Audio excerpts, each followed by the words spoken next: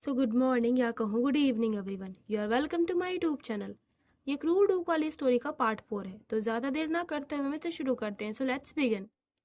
Damian Chloe के कमरे में आ जाता है। क्लोए कहती है, मैं तैयार होकर आपके कमरे में आऊँगी, तो प्लीज़ आप मुझे कुछ वक्त दीजिए योर ग्रेस। डैमियन बोलता है, जैसा कि मैंने कहा, ये सब दिखावे की कोई ज़रूरत नहीं है। क्लोए अपने बेड से उतरने लगती है। डैमियन उसकी शॉल पकड़कर बोलता है, क्या तुम अपनी सपोर्टिंग स्टिक के बगैर अपने बेड से भी नहीं उतर पाती हो? क्लोए बोलती है, यह आसान नहीं है। मैं छड़ी के बगैर जमीन पर गिर सकती हूँ। तो क्या आप मुझे गिरता हुआ देखना चाहते हैं? डैमियन सोचते हुए बोलता है, ये देखना प्यारा लगेगा। वो उसके सामने अपना हाथ बढ़ाकर कहता है, मेरी पत्नी, तो क्या हम मेरे रूम में चले? वो दोनों डैमियन के रूम में आ जाते हैं। क्लोए पूछती है, काफी रात हो चुकी है, क्या ये कोई बहुत जरूरी काम है जिसके लिए आपको मेरी मदद की जरूरत थी? डैमियन बोलता है, तुम जरा सोचो क्लोए, हमारे लिए इस वक्त क्या काम हो सकता है? क्लोए सोच में पड़ जाती है। डैमियन उसकी ओर देखकर मन में बोलता है, मैं इसे देखकर बता सकता हूँ कि ये क्या सोच रही है।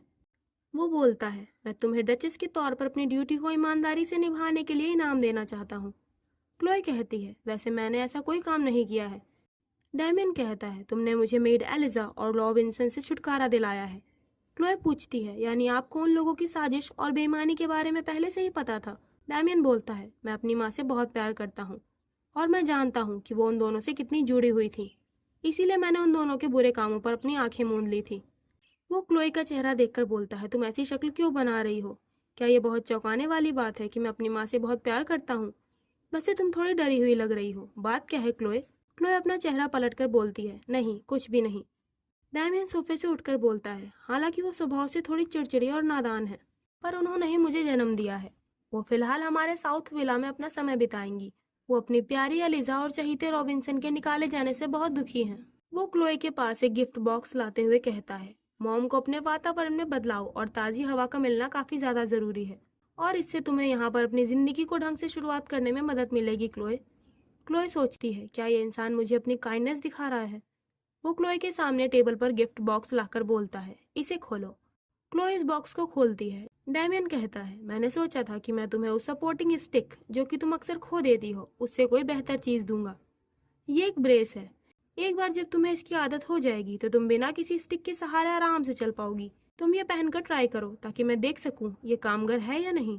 क्लोए इस बॉक्स को बंद करते हुए बोलती है, इस प्रेजेंट के लिए आपका बहुत बहुत शुक्रिया, लेकिन इस चीज का इस्तेमाल करना या ना करना गिफ्ट लेने वाले की समझ पर निर्भर करता है। मैं इसे किसी और वक्त पहन के ट्राई करूंगी। क्लोए मन में कहती है, मुझे नहीं पता कि ब्रेस को कैसे यूज करते हैं, और मैं ये नहीं चाहती कि मुझे इधर उधर लंगड़ाते और गिरते हुए ड्यूक के द्वारा देखा जाए। ये तो साफ है कि ये मेरा मजाक उड़ाना चाह रहे हैं। डैमियन बोलता है, तुम कह रही हो अपनी समझ, हाँ? तो फिर मिस क्लोए, मैं मानता हूँ तुम सोचती होगी कि अपने नौकर को अपने रूम में बुलाना भी तुम्हारी समझ पर निर्भर होना चाहिए, है ना? ये सुनकर क्लोए सरप्राइज हो जाती है। डैमियन बताता है, जब तुम थीसे परिवार का एक हिस्सा हो तो तुम्हें हर तरह की खबर सुनने को मिलती है, चाहे वो तुम सुनना चाहो या नहीं। सो क्लोए वन थीसे एक अटेंडेंट के लिए जो काफी है, उससे कहीं ज्यादा नरमी दिखाने के पीछे तुम्हारी क्या वजह है? डैमियन कड़ी आवाज में बोलता है, और तुम उसे यहाँ तक लेकर आ गई थी। क्लोए कहती है, गिल्स एक वफादार अटेंडेंट है जो बचपन से ही हमारे वर्डियर परिवार के लिए काम करता आ रहा है, इससे ज्यादा और कुछ भी नहीं। इस पर डैमियन बोलता है, जब मैं बच्चा था तभी से मेरी माँ की जगह एलिजा ने मुझे पाला पोसा, इसके बावजूद उसने हमारा भरोसा तोड़ दिया।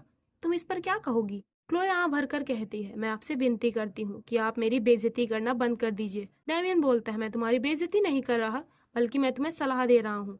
तुम्हारा वो वफादार अटेंडेंट गिल्स इस स्टेट के रेलवे स्टेशन से बाहर नहीं गया है। अगर यहाँ के लोगों को यह पता लगे कि वो यहीं पर रह गया सिर्फ अपनी प्यारी मालकिन की ओर चाह और लगाव की वजह से, इससे तुम क्या अनुमान लगा सकती हो कि वो लोग तुम्हारी पीठ पीछे कैसी बातें फैलाएंगे?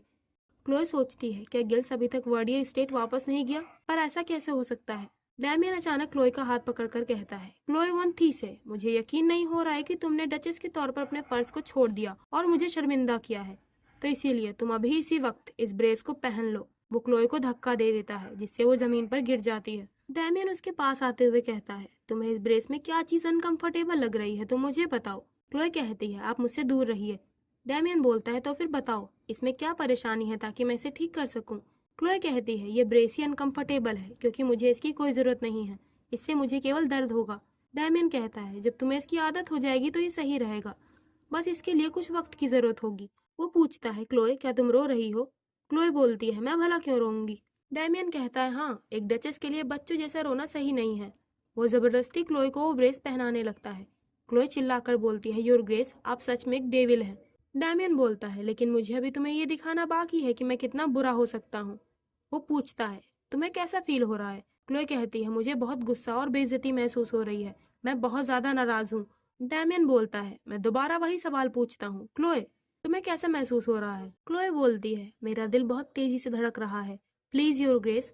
डैमियन क्लोई के पैरों से वो ब्रेस निकाल देता है। वो क्लोई के करीब चला जाता है। वो पूछता है, तुम्हें उस इंसान के करीब रहकर कैसा लग रहा है जिसे तुम अभी डेविल कह रही थी? क्लोई बोलती है, आप प्लीज मुझे अपने कमरे में वापस जाने दीजिए, मैं यहाँ से जाना चाहती हूँ। डैमियन कहता है, लगता है मुझे तुम्हारी ये बात माननी पड़ेगी। देन अगले दिन कुछ लोग थीसे हाउस में डैमियन के साथ लंच करने के लिए आते हैं। वो लोग आपस में बात करते हैं। मैंने सुना है कि वर्डियर राज में जल्द ही रेलवे पटरियां बिछाई जाएंगी। ड्यूक थीसे, तो क्या ये सब आपकी पत्नी के लिए आपका तोहफा है? डैमियन बोलता है, क्या आपको इसमें कोई परेशानी लगती है? वहां बैठे आदमी बोलते हैं, मैं तो बस इस बात से हैरान हूँ कि आप कितने सच्चे और वफादार हस्बैंड हैं। क्लोई भी वहीं बैठी होती है। वो लोग कहते हैं, वैसे हाल ही में डची ऑफ कार्टर में कुछ परेशानी भरी चीजें देखी गई है। उन लोगों ने जंग को खत्म करने का ऐलान कर दिया है, लेकिन हम ये नहीं कह सकते कि वो कब हमारी पीठ पर छुरा भोंक देंगे। वो किसी भी वक्त हम पर हमला करने वाले हैं। योर ग्रेस, आप ही को उनसे निपटना होगा, बल्कि आपको बहुत जल्द ही इस पर कोई फैसला लेना पड़ेगा। डैमियन बोलता है, वैसे मैं जानना चाहूंगा कि इस मुद्दे पर मेरी पत्नी क्लोए वन थी से क्या सोचती हैं। क्लोए कहती है, जब बात राजनीति की आती है तो इसके बारे में मैं ज्यादा नहीं जानती। वहां बैठे एक लॉर्ड मुस्कुराकर बोलते हैं, बेशक, आप जैसे परिवारों की नोबल लेडीज को ऐसे मामलों में उलझने की कोई जरूरत नहीं होती। क्लोई कहती है, लेकिन मैं जानती हूँ कि हमारे देश के लोग जंग से थक चुके हैं। तभी डैमियन बीच में बोलता है, ऐसा हो सकता है, लेकिन क्या उन लोगों से जीतने पर हमारे देश को फायदा नहीं मिलेगा? क्लोई बोलती है, जंग में हमेशा जीत की कोई गारंटी नहीं होती। हम ये नहीं मान सकते कि हमारे विरोधी कार्टर की सेना कमजोर होगी। डची ऑफ कार्टर अपने जियोग्राफिकल स्टेट को इस्तेमाल करने में पूरी तरह से काबिल है। वो लॉर्ड बोलता है, ये चौंकाने वाली बात है मिसेस थीसे, आपकी जानकारी का दायरा काफी बड़ा है। डैमियन क्लोए से पूछता है, क्या तुम ये कहना चाह रही हो कि हमें चुपचाप बैठे रहना चाहिए, जबकि दूसरी ओर हमारा दुश्मन अपनी पावर्स बढ़ा रहा है? उन लोगों ने पहले ही हमारे देश में आने वाली चीजों पर टैक्स बढ़ाना शुरू कर दिया है। माई वाइफ, तुम्हारी इस पर क्या राय है? वहां बैठे लोग क्लोए के जवाब का इंतजार कर रहे होते हैं। क्लोए सोचती है, लगता है ड्यूक थीसे इन सभी लोगों के सामने मुझे नीचा दिखाना चाह रहे हैं, पर अगर ऐसा ही है तो मैं इनके जाल में नहीं फंसूंगी। वो कहती है, हमारे लिए शांति संधि पर साइन करना सबसे बेहतर रहेगा। खून खराबे को हर कीमत पर टाला जाना चाहिए। वादे जितने पूरे होते हैं उससे कई ज्यादा बार तोड़े जाते हैं। क्लोई की यह बात सुनकर वो लोग अजीब सा चेहरा बना लेते हैं।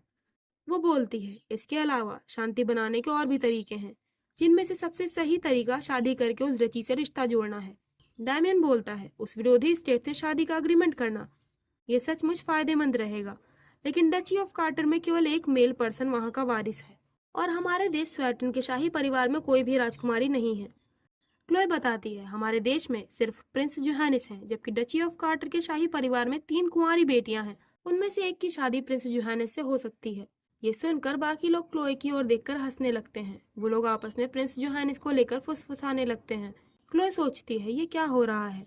लगता है ये लोग मेरा ही मजाक उड़ा रहे हैं। उनमें से एक लॉर्ड बोलता है, प्रिंस जोहानिस से शादी करना, ये इमेजिन करना भी बहुत भयानक है। लगता है हमारी डचेस न्यूज़पेपर रेड वेल पर ज्यादा ध्यान नहीं देती। अगर आपने उस आर्टिकल पर ध्यान दिया होता तो।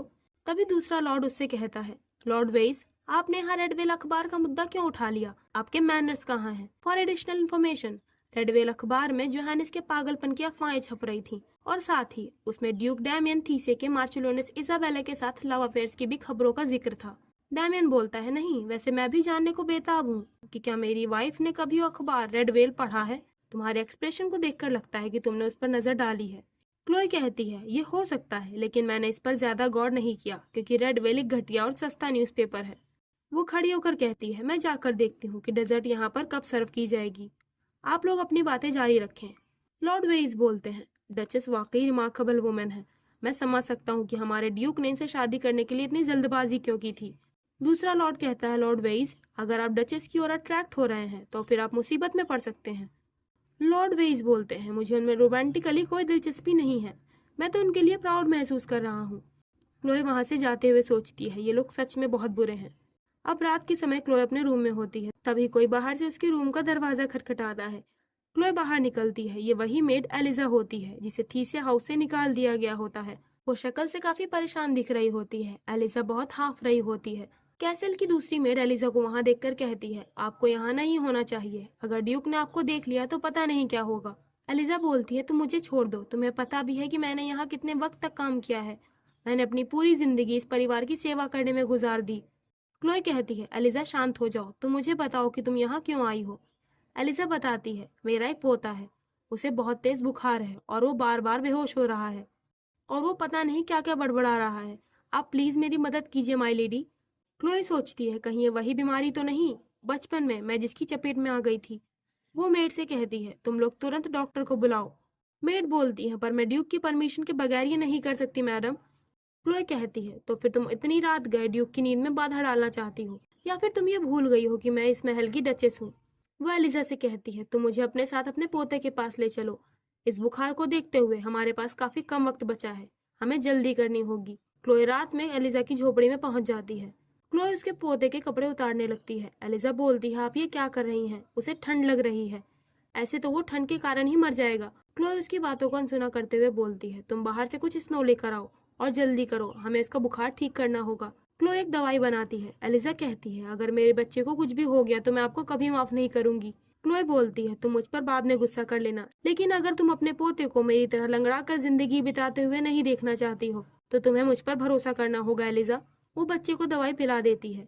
कुछ देर बाद उसका बुखार उतरने लगता है। बाद में वहाँ पर शाही डॉक्टर आते हैं। वो कहते हैं, डचेस ने बेहतरीन तरीके से बच्चे का इलाज किया है। अगर वो थोड़ी देर से भी आती तो शायद इस बच्चे की मदद करना नामुमकिन हो जाता। एलिजा, तुम्हें इनका आभारी होना चाहिए। एलिजा रोते हुए कहती है, माय लेडी, मैं आपका ये एहसान कैसे चुकाऊं? क्लोए बोलती है, इस बच्चे को बचाकर मैंने तुम पर कोई एहसान नहीं किया है। मुझे तो इस बात की खुशी है कि ये बच्चा ठीक हो जाएगा। तभी दरवाजे पर से किसी की आवाज आती है। क्लोए। एलिजा और क्लोए पीछे मुड़कर देखते हैं। ये ड्यूक डैमियन होता है। वो बोलता है, क्लोए तुम बाहर आओ। अब साथ में महल की ओर वापस जाते वक्त क्लोए डैमियन से बताती है, एलिजा ने हमारे महल में जो पैसे चुराए थे उसे उसके बेटे ने बर्बाद कर डाला। वो जुए में सब कुछ हार गया था। एलिजा का पोता निर्दोष है। गलती सिर्फ बड़ों की है।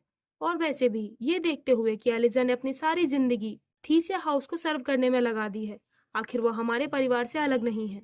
क्लोए डैमियन की ओर देखती है पर वो इस पर कोई रिएक्शन नहीं देता है। क्लोए बोलती है, योर ग्रेस, आपकी परमिशन के बगैर मैंने डॉक्टर को बुलवा लिया क्योंकि मैं आपकी नींद में खलल नहीं डालना चाहती थी।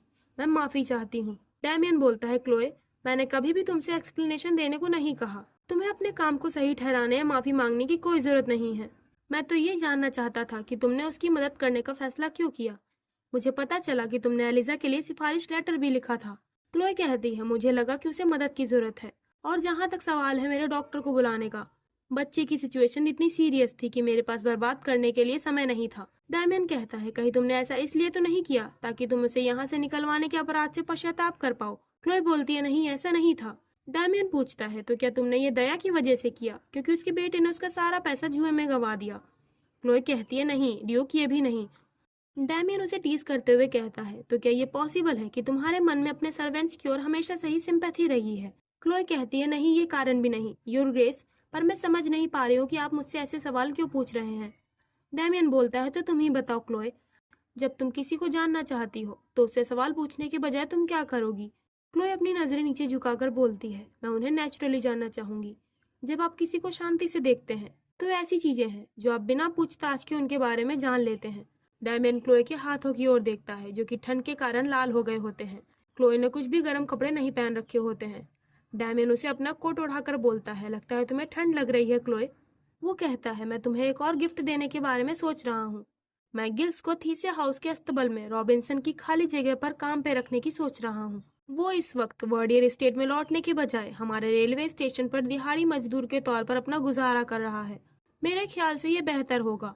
क्या तुम उसे अपने पास ही रखना चाहती हो? क्लोए खुश होकर बोलती है, हाँ, गिल्स बहुत वफादार है, मैं उसकी गारंटी देती हूँ और मैं कसम खाकर कहती हूँ कि हमारे बीच में ऐसा वैसा कुछ भी नहीं है योर ग्रेस। डैमियन थोड़ा झुककर बोलता है, अगर ऐसा है तो क्लोए, इसके लिए मुझे एक किस चाहिए। तुम ये प्रूफ करो कि तुम्हारा रिश्ता उस अटेंडेंट के साथ बर्फ की तरह पवित्र है, तो फिर मैं खुशी से उसे नौकरी पर रख लूंगा।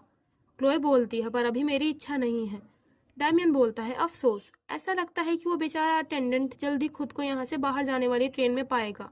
क्लोए बोलती है, लेकिन गिल्स को ही चुनने की आज़ादी कब से मिली कि वो कहाँ बसना चाहता है? डैमियन बोलता है, मैं एक वफादार और सच्चा हस्बैंड हूँ। क्लोए, तुम जितना कम यकीन मुझ पर रखोगी, गिल्स को देश में उतनी ही कम जगह मिलेगी। क्लोए उदास होकर कहती है, ये काफी बुरा है। वो बोलती है, योर ग्रेस, आप अपना चेहरा नीचे झुकाइए। तो क्लोए डैमियन की इच्छा पूरी कर देती है। डैमियन बोलता है, तुमने काफी अच्छी कोशिश की क्लोए। ये फैक्ट कि तुमने मुझे आज तक जो सबसे अच्छा चुम्बन दिया वो किसी और के लिए था, खासकर गिल्स के लिए। इससे मुझे खुशी और बेइज्जती दोनों ही महसूस हो रही है। देन अब क्लोए अपने डैड को लेटर लिखती है, डैड, आप मुझे माफ़ कीजिएगा, मैं आपको पहले कोई लेटर नहीं लिख पाई। मैं इन दिनों काफ़ी बिजी रह रही थी। यहाँ पर ठंड इतनी ज़्यादा है कि नदी भी जम गई है। थीसिया हाउस के कर्मचारी नरम दिल के और स्वागत करने वाले हैं। ड्यूक थीसे, जो कि मेरे गार्जियन और इस महल के मालिक हैं, उन्होंने मेरे यहाँ आराम से रहने के सारे इंतजाम किए हैं। एक खबर है जो आपको सरप्राइज कर सकती है। आपने मुझे अपने पिछले लेटर में बताया था कि गिल्स के वार्डियर स्टेट में अपनी पोजीशन छोड़ने के फैसले से आप काफी परेशान थे। ऐसा लगता है कि गिल्स यहाँ आसपास टहलकर थीसे स्टेट से काफी इम्प्रेस हुआ है। ड्यूक ने गिल्स को प्रपोजल दिया है कि वो यहाँ थीसे हाउस के अस्तबल में काम कर सकता है। जैसा कि आप देख सकते हैं, मेरा यहाँ पर काफी सम्मान किया जा रहा है और मैं शांति से रह रही हूँ, तो आपको चिंता करने की कोई जरूरत नहीं है। आप अपनी सेहत का ख्याल रखिएगा। आपकी प्यारी बेटी क्लोए वर्डियर। क्लोए डैमियन के पास आती है। वो बिलियर्ड्स गेम खेल रहा होता है। क्लोए बोलती है, आपने मुझे यहाँ आधी रात को क्यों बुलाया है? अगर आप ये जानना चाहते हैं कि मैं अपनी ड्यूटीज को ठीक से निभा रही हूँ या नहीं, तो मैं आपको बता दूं कि आपको कोई शिकायत नहीं मिलेगी। डैमियन कहता है, क्लोए ये छड़ी पकड़ो। क्लोए पूछती है, क्या आप इस गेम में मेरे साथ मुकाबला करना चाहते हैं? डैमियन हाँ में जवाब देता है। क्लोए पूछती है, इस खेल की क्या शर्त है? डैमियन पूछता है, शर्त? क्लोए बोलती है, मुझे खेल में ऐसे मुकाबला करना पसंद नहीं जहाँ दांव पर कुछ भी ना लगा हो। डैमियन बोलता है, माई वाइफ, तुम कभी भी मुझे हैरान करने से नहीं चूकती हो, तो तुम इसमें दांव लगाना चाहती हो। क्लोए बोलती है, अगर मैं ये गेम जीत गई तो आपको मुझे रोज इतनी रात को कमरे में बुलाना बंद करना होगा। वो कहता है, अगर मैं जीता तो? क्या तुम्हें इसका ख्याल नहीं आया कि तुम हार सकती हो? तुम बहुत लापरवाह हो क्लोए। ठीक है, तो अगर मैं जीता तो मैं तुमसे कुछ लूंगा जो मुझे चाहिए। क्लोए कहती है, जरूर, आपको जो अच्छा लगे। क्लोए वो गेम खेलना शुरू करती है। वो एक शॉट लगाती है। डैमियन कहता है, ये तो फाउल था। वो बोलती है, नहीं, ये नहीं था। डैमियन उसे चिढ़ाते हुए बोलता है, तुम्हारी आंखें तुम्हें धोखा दे रही हैं माई लेडी। क्लोए सोचती है, मैं इस आदमी पर कभी यकीन नहीं कर सकती। डैमियन क्लोए की ओर देखकर सोच रहा होता है, मैं जानता था क्लोए, तुम कई मायनों में एक सरप्राइजिंग वुमेन हो, फिर भी तुमने हर बार मेरी उम्मीदों को पार किया है। डैमियन कहता है, क्या तुम जानती हो कि इस खेल का असली सार इसमें होता है कि तुम अपने अपोनेंट को गलती करने के लिए कितना उकसा सकते हो? क्लोए कहती है, हाँ, मैंने इसके बारे में सुना है। डैमियन बोलना शुरू करता है, अब से 2 दिनों बाद हमारे कुछ स्पेशल गेस्ट इस कैसल का दौरा करेंगे। मैं आशा करता हूँ कि तुम एक डचेस के तौर पर उनका स्वागत करने की पूरी कोशिश करोगी। अरे हाँ, एक बात और, उन सभी के साथ मार्चिलोनेस इसाबेला भी यहाँ आएंगी। वो क्लोए के कानों के पास आकर बोलता है, वो बहुत नखरे वाली लेडी है, इसीलिए मैं तुम्हें सलाह दूंगा कि तुम तैयारियों पर ज्यादा सावधानी बरतना। डैमियन की बातों से क्लोए का ध्यान भटक जाता है और वो गलत शॉट लगा देती है। डैमियन बोलता है, ओ डियर, लगता है तुम हार चुकी हो। क्लोए सोचती है, इन्होंने अभी क्या कहा? मार्चिलोनेस इसाबेला, आखिर ये आदमी क्या करने की सोच रहा है? डैमियन बोलता है, क्लोए, तुम हार गई हो तो अब तुम्हें मुझे वो देना होगा जो मैं कहूँगा। क्लोए धीमी आवाज में पूछती है, और वो क्या है? डैमियन बोलता है, वही जो मैंने कल रात मांगा था। क्लोए पूछती है, ईमानदारी से बताइए, क्या आप सिर्फ यही चाहते हैं? डैमियन उसके बालों को टच करते हुए कहता है, मैं अपनी जिंदगी में इतना ईमानदार कभी नहीं रहा। तुम्हें क्या परेशानी है? तुम्ही ने पहले ये दांव वाला खेल शुरू किया था। वो सोचता है, मैं देखना चाहता हूँ क्लोए, वो सारे इमोशंस जिन्हें तुम लगातार दबाती आ रही हो, मैं उन्हें पटाखे की तरह फूटता हुआ देखना चाहता हूँ। क्लोए उसकी ओर देखकर कहती है, योर ग्रेस, मैंने कभी किसी और इंसान से इतनी बेइज्जती महसूस नहीं की। ये बड़े सम्मान की बात है कि आप मुझे इतना बेइज्जत कर रहे हैं। वो शर्त के मुताबिक डैमियन की चाह को पूरा कर देती है। डैमियन बोलता है, क्या तुम्हें कुछ और बोलना है? मैं सुन रहा हूँ। वो मन में सोचता है, हाँ क्लोए, तुम मुझ पर चिल्लाओ, तुम मुझसे पूछो कि मैं इस तरह तुम्हारी बेइज्जती कैसे कर सकता हूँ। तुम इसे अपने अंदर मत रखो, तुम मुझे दिखाओ कि तुमने अपने अंदर क्या दबा कर रखा है। क्लोए अपनी आंखों में आंसू भरकर कहती है, अगर आपकी इच्छा पूरी हो गई हो तो क्या अब मैं यहाँ से जा सकती हूँ योर ग्रेस? डैमियन उसे वहां से जाने देता है। क्लोए डैमियन के कमरे से चली जाती है। डैमियन फ्रस्ट्रेटेड होकर बोलता है, लगता है मैंने अपनी पत्नी की मेरा दिमाग खराब करने वाली क्षमता को कम समझ लिया। डैमियन ने जैसा सोचा था वैसा कुछ नहीं होता है। देन कुछ दिनों बाद वो स्पेशल गेस्ट थीसे कैसल में आ जाते हैं। क्लोए उन सभी लेडीज के साथ में बैठी होती है। क्लोए उनसे कहती है, आप लोगों का इस सफर में यहाँ तक आने के लिए शुक्रिया। मैं आशा करती हूँ कि आप लोग यहाँ आराम से ठहरेंगे। वो इसाबेला से कहती है, वेलकम लेडी इसाबेला। इसाबेला बोलती है, शुक्रिया। मुझे चिंता थी कि शायद मेरे होने से आपको यहाँ परेशानी हो सकती है। क्लोए बोलती है, आप मेरे पति की करीबी दोस्त हैं, तो भला मेरी परेशानी का कारण क्या हो सकता है? इसाबेला ड्रामा करते हुए बोलती है, ये मेरी इच्छा नहीं थी कि मैं वहाँ जाऊँ जहाँ मुझे निराशा महसूस हो। वो रोने का नाटक करते हुए कहती है, मैं माफ़ी चाहती हूँ। मुझे लगता है कि ये दुनिया बहुत जालिम है। क्लोए उसकी ओर देखकर सोचती है, क्या इस औरत का दुख मेरे मुकाबले है? मैं जो यहाँ उस औरत का स्वागत कर रही हूँ जो मेरे पति की कथित तौर पर एक लवर है। क्लोए बोलती है, लेडी इजाबेला, अगर आप यहाँ अच्छा फील ना कर रही हो तो मैं आपके लिए कमरा रेडी करवा देती हूँ जहाँ आप शांति से आराम कर पाएंगी। क्या आप महल में वापस जाना चाहेंगी? इजाबेला फूट फूट कर रोने का दिखावा करने लगती है। वो तेज आवाज में बोलती है, मेरे यहाँ होने से आपको परेशानी हो रही है। मुझे पता था कि यहाँ पर मेरा स्वागत नहीं किया जाएगा, लेकिन क्लोए हैरानी से कहती है, क्या मेरा कहने का ये मतलब नहीं था? दूसरी लेडीज आपस में कानाफूसी करने लगती हैं। तभी वहाँ डैमियन आता है। वो पूछता है, यहाँ क्या हो रहा है?